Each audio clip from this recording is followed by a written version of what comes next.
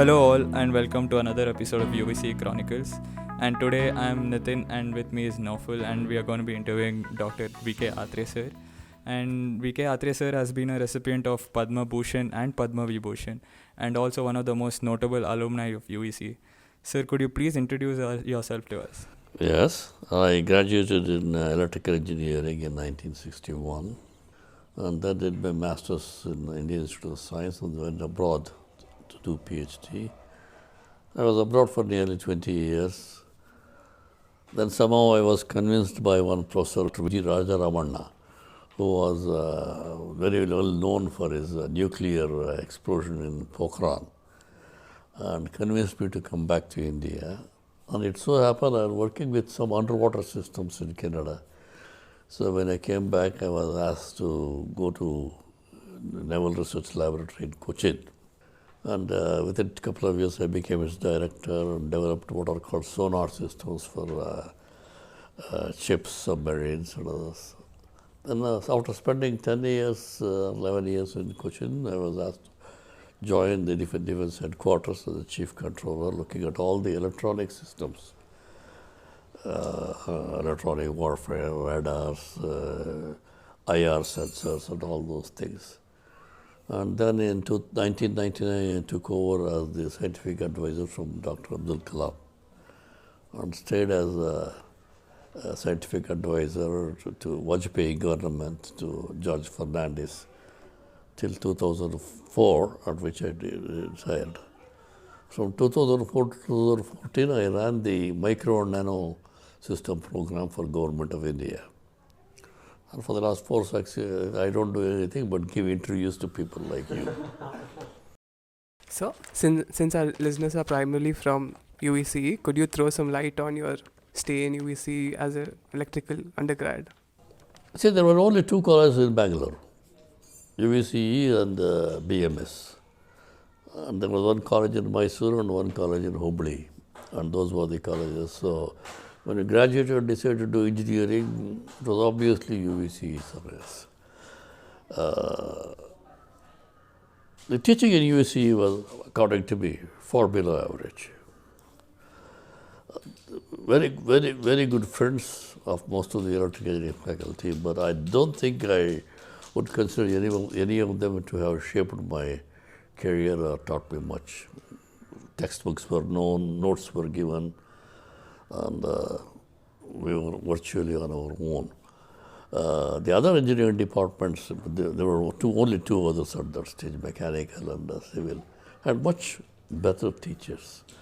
There was one B.R. Nanangar, who was the principal of the college at that stage, who was an outstanding mechanical engineer, graduate from MIT. And he used to teach machine design, and there was a couple of civil engineering professors who were trained abroad. The electrical engineering had very weak faculty, but they were very friendly faculty. And they compensated by helping us go and study in library and things like that. So though they do not make any impression by teaching, they made a big impression by looking at how engineering could do. Many of them had come from the power and lighting department on a short-term basis for teaching. Engineering college was one of the dominant colleges at that stage. Majority of the students, top students, used to go there, and students used to obviously do well, and majority of the papers were sent by professors of engineering college. So engineering college obviously did very well. In my batch, there was a very special feature. 4 of my classmates, we became secretaries to Government of India. I was one, and then one Professor Ramegowda, who became the chairman of the AICTE and started the Bangalore Institute of Technology. He also became a secretary to Government of India. And Dr. Natarajan, who was director of IIT Madras, was my classmate. And then he also became chairman of the AICTE. And there was one Sheshagiri, N. Sheshagiri. I don't know how many of you have heard his name. If India has anything to do with computerized communication networks, it was Sheshagiri who did that. National Information Council, NIC network was set up by him. So 4 of us had become the directors, or secretaries of DRDO science. That was a very unusual batch. And one of the civil engineering, Rangaraju, became the pro-vice chancellor of Roorkee University. So it was a very powerful batch. Students were good. Teachers we had excellent mathematics faculty. And I said, very friendly faculty, allowed us to do what we want to learn. And if we had asked questions, if they didn't know the answer, they would go back and do all the homework and come back and answer. So the interest in students were amazing. But their potential itself was teaching was very little, correctly. Thank you, sir. And moving on, you have been in this engineering field for over 50 years. So what are the changes that you have come across and feel that it has changed over since you have started? And also, what are the certain things that you would suggest the current batch of engineering graduates to upskill themselves in to have a successful career in this field? It has changed phenomenally. You see, we are mostly electrical engineering students hardly studied in electronics. We had a special course called telecommunications, which we used to hear, and that was the course taught by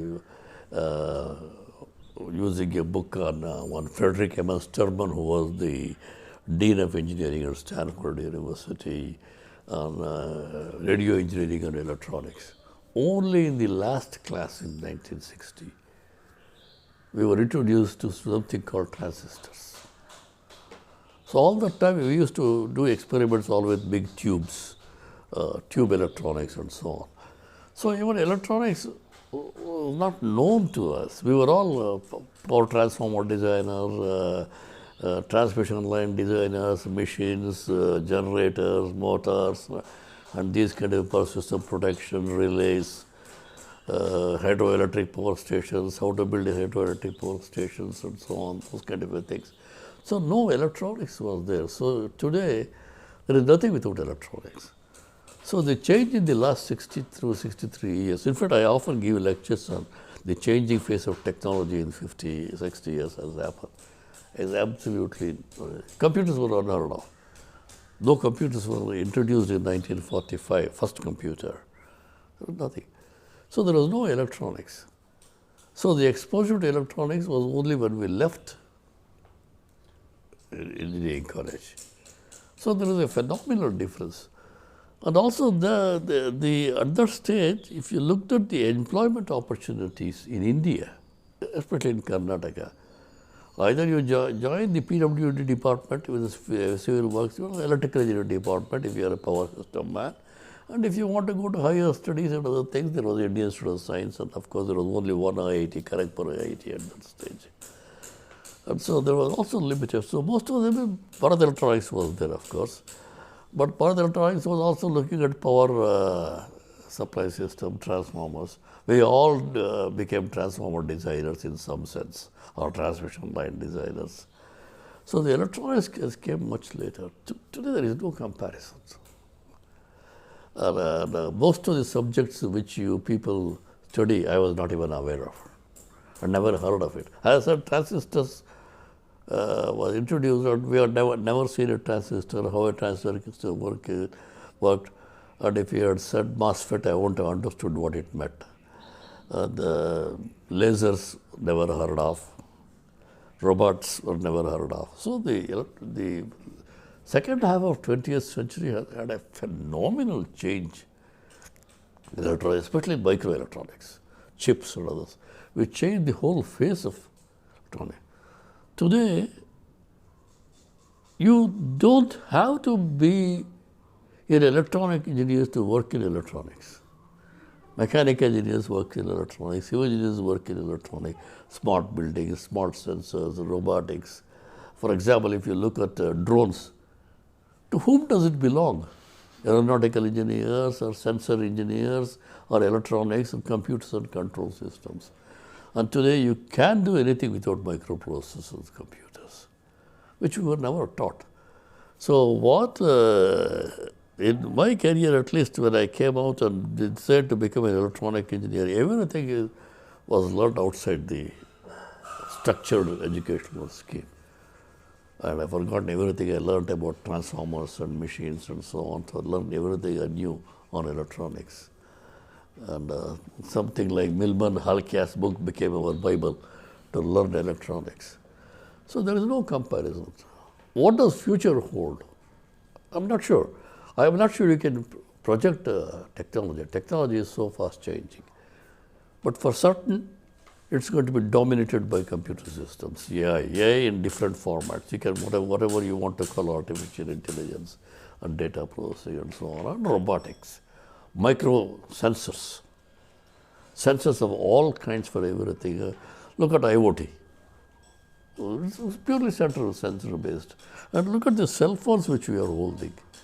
Everything is microelectronics, micro miniaturization, nano systems and so on. And I personally feel that the demarcation between the civil, electrical and mechanical should vanish. Today, you don't have to study how to build a building. It has become a standard one. Mestri or somebody will build it. You don't have to design unless you are trying to build a multi-story, heavy load carrying bridges. And everybody has to learn electronics. Everybody has to learn softwaring, little bit of computer systems, so there is no getting away from it.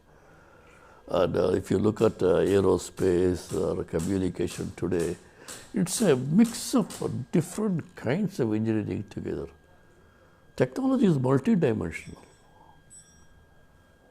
I started as I said, a power engineer, and I became an electronic engineer, and then became a digital signal processing man, then became an underwater electronics man. And by the time I retired, I was purely aeronautics man because I was handling LCA for a long time. So the demarcations varies. What you learn is the basic principles. Today you obtain. I don't know whether you have ever heard of the word transhumanism. Transhumanism is whether you can build electronics to enhance the capacity. Can I put a chip in my brain to improve my memory capacity? Or can I implant exoskeletal muscles to improve muscle power and so on? There are all kinds of things.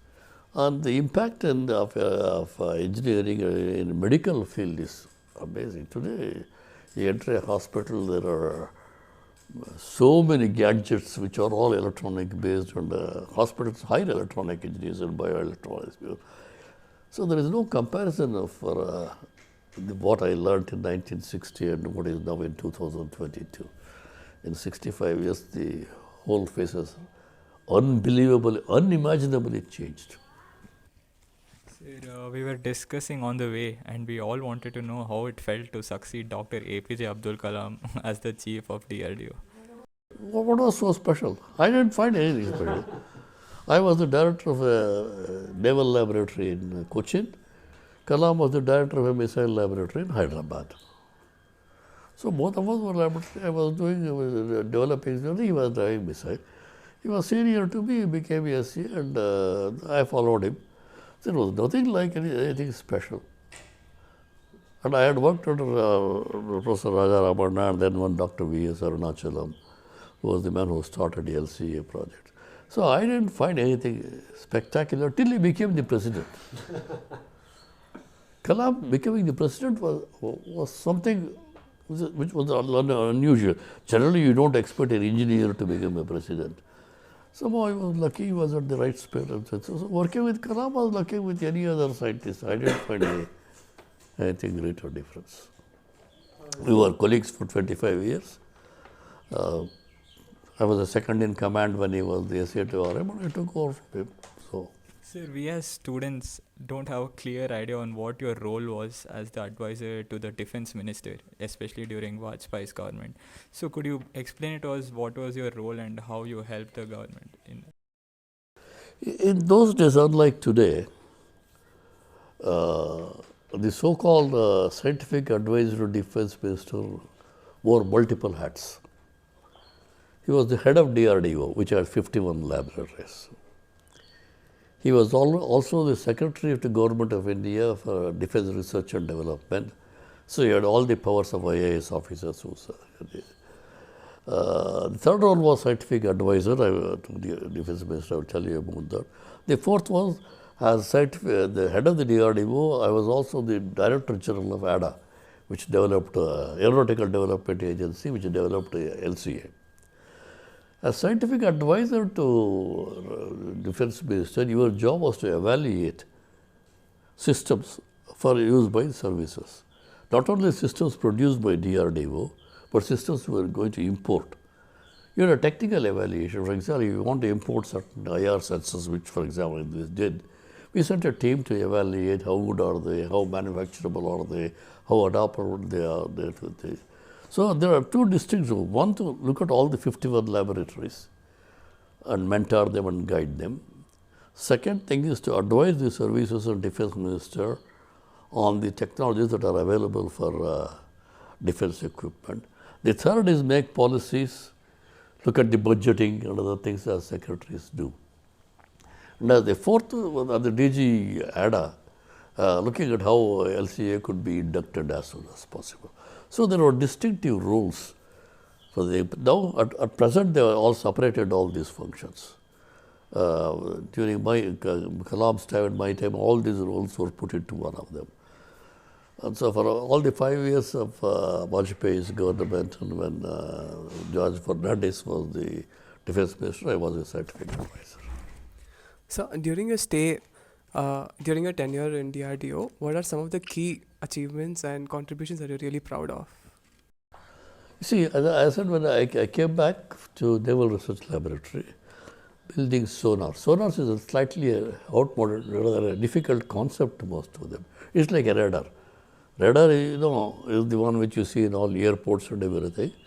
It sends an electromagnetic signal, echo is collected, compare and analyze how is the aircraft moving, how far is it, where is it, what is its speed and everything else. Like that, sonar is a sound navigation system. Nothing travels in underwater but sound. So building sonar equipment. So we built all kinds of sonar equipments for the ships, for the aircrafts or submarines. Highlight was building the sonar equipment for the nuclear submarine for India. Part of the design was done by my group. And when I came to headquarters, my major attraction became what are electronic warfare systems.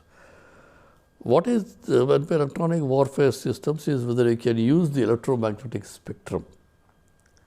It's all frequencies from few kilohertz to few gigahertz, and eavesdrop, jam systems possibly listen to their enemy's communication and prevent enemies from listening to your communication. These are pros and cons, countermeasures, countermeasures, and specific type of radars. So those were the main issues. So I would say sonar design and then electronic warfare system design became the main issues. And then we came to say to Aurum, the two of the main projects which consumed most of my time was induction of Agni, the intercontinental ballistic missile, and then LCA, light combat aircraft Tejas. These are the two things. During my time, the Agni was inducted into service, and LCA had finished all its preliminary trials. So I would consider sonars, electronic warfare systems, Agni, and LCA as the areas where I was deeply involved, and electronic warfare systems. Sir, you were a part of many prestigious institutions, not only in India but across the world. And we wanted to know how some of the principles which were used there could be used in UVC for its development over the years. UVC during 50s and 60s probably was one of the prestigious colleges of India. Especially in civil engineering, if you look at across the India in 50s and 60s, most of the barrages and dams were built by people graduated from India. Somewhere in late 70s and others, UVC went through a trauma. And by the time I had gone to defense headquarters, my evaluation was UVC that it was a mediocre college. I am being honest. Students were still very good because the fees was lower, so top students still used to go there. But I am not sure the faculty or the structure or the management of UVC was conducive. So when we used to go for campus interviews, we used to avoid UVC. It had come down to such a low order. So somewhere along the line, UVC lost its dominance. And of course, private studies started coming in, RV College, Ramaya and others, Pesate and so on. So good students got attracted them also. But UVC, I still believe, among the students, gets one of the best students even today. But I am not sure of the training they get. This is my feeling. And the infrastructure is also not good. In fact, when after a long time, after 20 years, when I went back to the electrical engineering department, the same kind of a machines on which I done in the ground floor used to be still there, not good ones. And you go to the mechanical engineering department, there was what's called a mirrorless diesel engine, a big one with a roller. It was still there. And I asked Nayak and who would become the head of the department by that time, and somebody else, say, what is this? You want to change the machines? Do I have to still look at all those lights flashing and when I can synchronize the electrical motor? There are other methods of synchronizations today. So engineering college, UVCE, somewhere along the line, maybe because of lack of government support or lack of something else, didn't shine. And also the structure in engineering college, the management structure in engineering was not at all conducive to development. So much so, as soon as I retired and came back, I was asked to chair a committee to look at UVC, and we wrote the first document on the vision of UVC, which was later on, finally, in some form was adopted. Myself and one M.R. Srinivasan, who was the Secretary Department of Atomic Energy Commission, were the principal people who wrote that report, which was finally used as a base for Mr. Shadagopan to build the present kind of a structure. So the lack of sufficient funding, lack of proper guidance and mentoring, independent of the excellent students used to get, UVC lost its dominance. I would hope that the decision taken by the government and government supports it. And I have talked to the chairman of the board of governors several times, what should be done, and I have spoken to the minister that it is necessary. One of the main things lagging, in my opinion, present in this, the situation of where is the place where it's situated is not ideal for development. In the present scenario, you must have a campus. You must have all the departments on the same campus, because the interaction between mechanical, electrical and civil, other departments, electronic, is quite large. For example, if you look at 3D printing, I can do a 3D printing of a bridge, 3D printing of a building, aeronautical parts, automobile parts. Though the software engineering can be done by electronics people, the products are more of an application-oriented products. So one of the things I still believe that is not going to allow engineering college to UVC, even when it's autonomous, is unless they build their own campus and have all the departments in the same campus. I know there will be opposition, and so on, in the center of the city. And with the kind of traffic that flows around there, that's not an ideal situation for a college. A campus must allow students to go and sit under a tree, like a Buddha if he wants to contemplate. Campus must have a place where students can make in small groups and do their own thing. And here you step out, you follow into the traffic. And building a 10 or 15 story building where the mechanical engineering department, according to me, is not the ideal way to build the college. So there are problems. Can be solved because it still gets very good students. What do we do? How it goes? I don't know. Only the future will tell. But is there a will? Is there a government will to bring back the UVC to what it was? It can be done. It requires some vision, some very strict monitoring, and certainly a campus. So you played a vital role in UVC's autonomy and also selecting the board of the director. So moving on, like for the immediate implement changes which could be implemented within the students and faculty. So what would be your suggestions that could be done? Look, today an engineering institution or a technology institution, requirement of infrastructure is quite large. Recently, I had the opportunity to go to Boston, and for some reason I spent some time on MIT and Harvard, and I was taken around the departments on haptics, which is something to do with hands and other things, so touch sensitive, and the robotics section of others. They are 100 years ahead of us in infrastructure. Of course, they have a lot of money. We don't have to become an MIT. We can become an MIT, forget it. No institution in India will become an MIT institution. But can we allow the students to have a choice what they should do?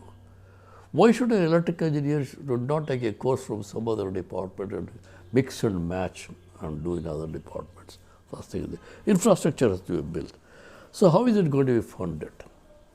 Government itself cannot fund.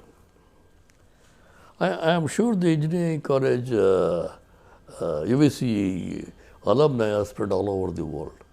Alumni has to support, industry has to support, and proper infrastructure has to be built. In the present circumstance, we cannot say I am going to specialize in all fields. It's an impossibility. Can UVC decide we are going to specialize in electronics, even electronics, maybe robotics or drones or biomedical or whatever the field is, and make sure that majority of the faculty, independent of their teaching, work in this area, form clusters to do research. And the research and the even teaching should be preferably project oriented. So they learn something. There is no point in teaching Kirchhoff's laws or Newton's laws anymore. And the knowledge is always available in the figure. You don't have to remember. In our times, we have to memorize things. In your time, you don't have to memorize things. You take a phone and you put on Google one thing, everything comes out on this thing immediately. So how to use them to build physical systems? And what are the problems involved in physical systems? If you want to build an electronic system today, it's not enough if you just allow to design on the PCB on a paper, how to fabricate, how to cool them, how to mount them such that there is no vibration, isolation. So it's a question of putting things together. So the project should be oriented like that. And I have seen some of the projects done in 3D printing and other things in Indian Institute of Science, in UVCE. They are as good as the projects done in other departments. So this should become a matter of thing. And the whole point of today education is more of a learning environment than a teaching environment. As I said in our time, the importance of a teacher was to look at where the knowledge is, transfer it. This is how induction motor is designed. So these are the information and which were not available. Textbooks were very, very expensive. So they used to use classroom notes. Today you don't have to do that. Information need not be taught. Information is available. What should be taught is how to use the information. How to use the data. Data by itself is meaningless unless you make something with the data. Can that be done? Group building, cluster building. And even in projects, why should only electrical and mechanical do projects separately? Why can't you mix them if you are looking at a future education? These are the things which can be done. Obviously, UVC will not get the kind of funding Bombay IIT or Indian Institute of Science does. So it has to necessarily decide few specific areas in each department. In electronics, this is what we are going to. In civil, we are going to do. In mechanical, in computer science, we are going to do. Concentrate them and try to bring in money for those things, build infrastructure for that. For example, if you want to build a robotic laboratory, there should be a census laboratory. There should be a laboratory for the correct kind of fabrication and correct kind of materials. Today, you cannot build a robot if you don't know anything about material sciences. Without using polymers today, you can't do anything. Without composites, you can't do anything. So can we build that kind of a group if you want to talk? If you want to follow the standards, the classical thing, it's not going to work. In fact, it's not only in UVC, it's probably one of the drawbacks in most of the colleges, except perhaps a couple of IITs or the Indian Institute of Science. We are still watertight compartments as civil, electrical, mechanical, and so on. Somewhere along there, this has to be broken. Engineering is problem solving. If I give you a problem and you become the project manager, you will notice that your only electrical knowledge is not enough. You need recruit people. And if you suddenly recruit a mechanical engineer, you must be able to converse with him on mechanical engineering subjects. So you need not be an expert, but you must be able to understand what he is talking about. And if he says stress is this much, the strain is the opposite, it's a stress tensor and so on. Something. If you don't understand what he's talking about, you can't do that. So there is somehow a kind of thing bringing them together if you want to build engineering. For majority of the students, whatever they learn, once they leave and take up a job in industry, they tend to think that's all their job. Okay? If you want to be upfront in technology, you've got to constantly upgrade yourselves. Keep your ears and eyes close to what's happening around you, reading. You must make reading a constant habit. The technology is changing very fast. It changed fast when you were there, but today's rate of growth of technology is far more than what it was in the 60s and 70s and the 80s. So to keep abreast of it, all of you must study. Read. Read something outside your subject. Allot, say, 1 hour a day, not 5-6 hours a week, to study about general technology and what's happening. For example, if you're an electrical engineer, if you're looking at power electronics, now wireless charging is becoming such an important issue. Why do I have to connect my cell phone to it? They cannot I do it wireless available. Even America is trying to build roads where coils are embedded, and when the car goes over, it gets charged. Why don't we do that? Well, for example, you have all these big towers coming in for microwave transmission for the thing here. Why should the towers get not supplied by wireless charging? So wireless charging is one of the things which you can do. And I don't know whether you heard now the power system people have started putting their power system, transformers and others underwater to prevent the heating problem. Obviously, if you are going to put a transformer underwater, you need perfect packaging, which is a mechanical engineering job. And how to run cables from that, how to build designing cables from that. And when you say robots, a robot must be able to do anything. It could be a household robot, it could be a robot for industrial application, a robot for working in a hazardous environment, or it may be just a robot for playing games. There are a lot of commonalities between those two.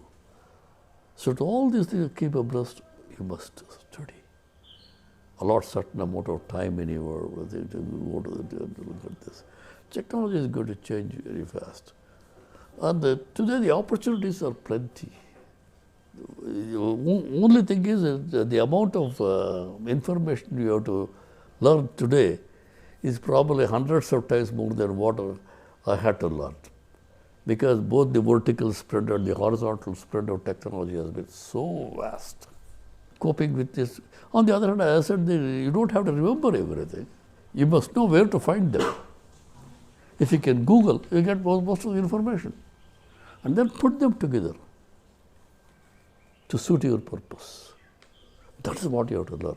So I cannot see any engineering graduating without knowing computer systems, without knowing something about software. It's impossible. 30 to 40% of the work will be software. And the rest 25% will be computer-based, microprocessor-based, microcontroller-based, and so on. Only 10 to 15% come out of other mathematically oriented, physical oriented. Not that they are less important, they may be the key factors. But to build a system, you need these things. So the kind of education one has to impart must look at that. There is another issue which is very important, must look at. Today the environment is becoming a very important issue. And sustainability is a word which you keep hearing all over the place. Your technology must be sustainable, your systems must be repeatable, use minimum of resources and get maximum output. So all this, the engineers must be aware of its impact on the society and how to overcome that. So I have a feeling in the next 30 to 40 years, the engineering education is going to change again phenomenally different, with environment and ecology becoming the major issues if the world itself has to survive. So engineering education has to be metamorphosed, constantly changed. We cannot work on a fixed straight-jacketed curriculum like what we had. Either you took that course or you didn't want that course. You must have options, you must have selectivity, a stack of electives which you can specialize in whatever you want. So education has to be quite different than what it had over the last 60 years. Prospects are good, provided we have the will to do it. So if I may ask, since you talked a lot about upskilling, so what are your views on digital learning and the ethical textbook-oriented learning? Digital through internet and other source. Can you avoid it? In fact, I entered digital world when I went to America. I was a power engineer. I did my MTech in power. But within 6 months of going, I became a digital man, worked in digital signal processing. Computers were just coming, you have no choice. Today you have no choice but to look at the digital world. Again, digital world has to be redefined. Now it's internet of everything, as I said. Microsensors, internet of everything. Everything is connected to everything. Systems are not independent. You are talking about smart grids, and you are talking about multiple energy sources, you know, energy storage systems. All of them have digital content. Other than the societal, finance and other aspects, nobody can work today in the engineering without a digital field. But I don't have to give it, it is automatic.